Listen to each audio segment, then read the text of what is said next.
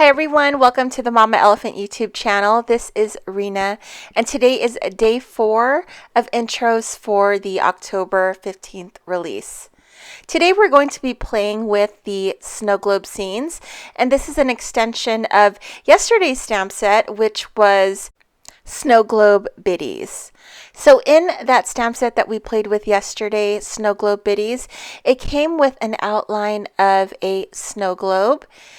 So these scenes right here in Snow Globe Scenes fit perfectly inside that snow globe from yesterday's stamp set.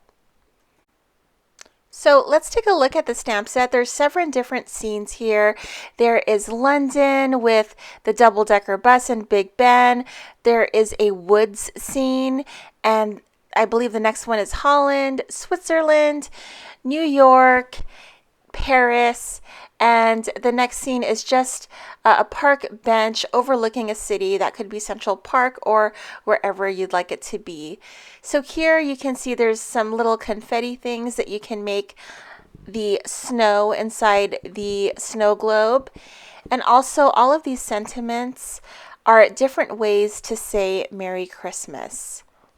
Those sentiments fit and arch perfectly into the snow globe base here. And again, that snow globe is from yesterday's stamp set, which is Snow Globe Biddies. I'm just pairing it with today's stamp set because I want to make just a bunch of these cute little snow globes. I'm going to be coloring up these images using Copic markers. I used Neenah 110 paper and Memento Tuxedo Black ink. So I save all my paper that I cut, even if they're like little pieces, like the one you see to the left there. And that one is like Neenah 110 paper, and I'm not going to throw any Neenah paper. And I just used it to kind of jot down the colors that I'm going to use for all of these scenes. So part of the reason why I might take a long time on making a card is because I'm deciding what colors. So my latest thing that I'm doing is I look at all the images that I have to color, and then I look at all of the colors that I need to use. And like if I need a red, I'll choose a red. And if I need maybe a green, I'll choose a green, but I'll make sure that green kind of pairs nicely with the red, just so all of the colors kind of are in harmony with each other, because I don't like it when I mix cool tones and warm tones. So I think about all of that when I choose colors, and it has been such a dream kind of picking out the colors beforehand and putting them on a little piece of paper just to see how they'll translate on paper. There's some markers that I know exactly how it's going to look on paper, and I know it by number and I can just pull it out. But some of my newer markers, I don't I don't know them yet. So I like to see how it translates on paper, and I like to use a scratch paper and use the same paper that I'll be coloring on, just so it's accurate. I do have all my markers swatched on a Copic marker chart and also the hex chart, but it's kind of overwhelming for me because it's a lot just to have that out and choose colors. But once after I choose them, I have them on just like my little abbreviated list, and those are the ones that I'm going to choose from. It's just like a lot easier to look at less colors after you choose them. So that was probably more information that you needed to know about my whole coloring process, but that's kind of how I'm doing it now. This is my favorite scene of the stamp set. I'm not sure why it's my favorite, but it is. I don't know if it's because I like the image or if I like the way I colored it, but I really liked that image.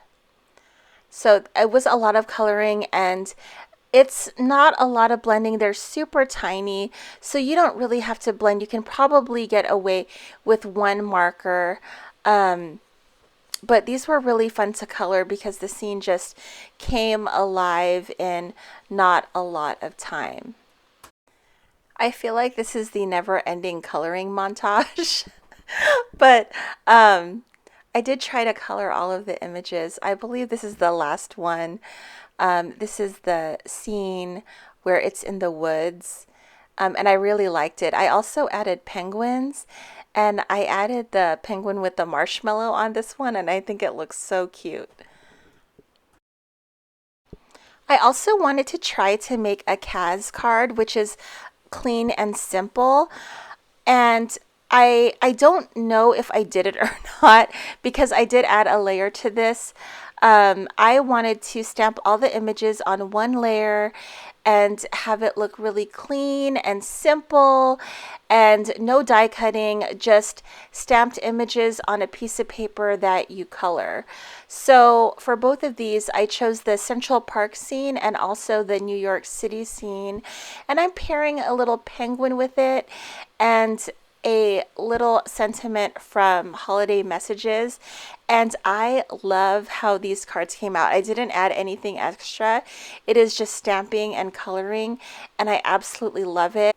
I also really loved pairing the little penguin agenda with these little scenes.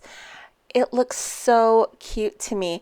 I know the proportions are off, and it looks like the penguins are giants compared to the little city, but I'm okay with off proportions.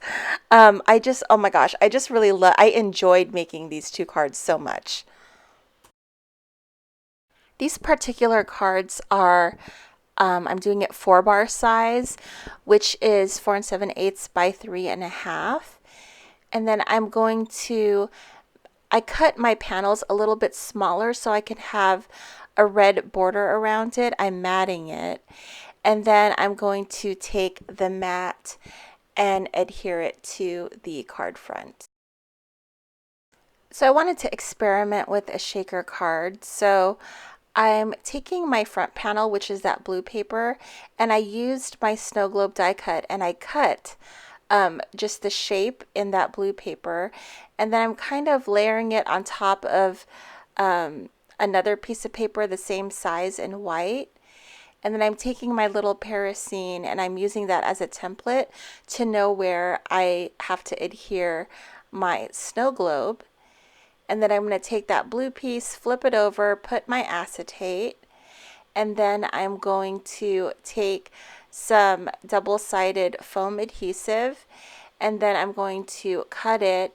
And then in order to snake it around that shape, I'm going to take out both sides of the liner, and that way I'll be able to maneuver it around that shape. It's a lot easier when your shape is like a square, but this one, it's circular, so I find that to be the easiest way to maneuver the tape. And that bottom part, the base, that's going to be covered, and I don't want my sequins to kind of disappear under there, so I kind of put another piece of tape to act as a barrier so my sequins won't fall down. I'm taking some powder and I'm putting it around the tape so the sequins don't stick.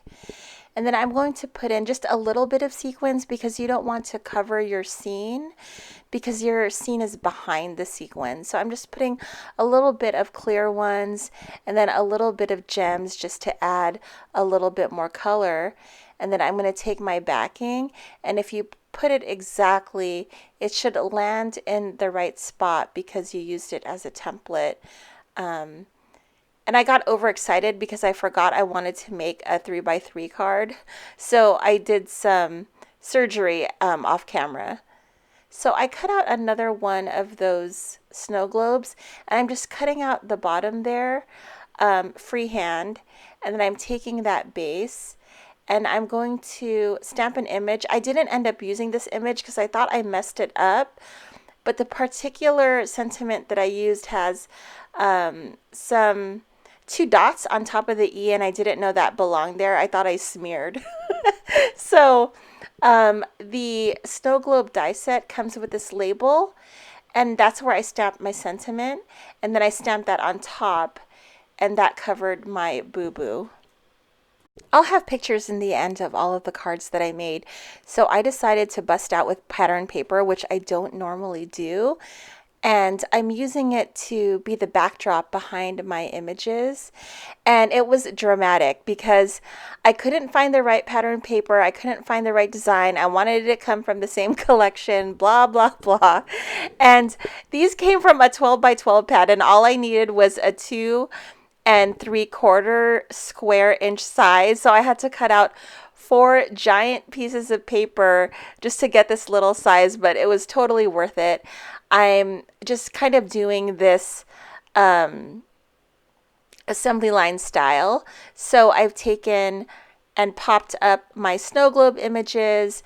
I'm putting that on top of the pattern paper, and then I colored some penguins off camera, and then I matched them up with the particular scene that I wanted. And then I'm taking that panel and I'm adhering it to my card base.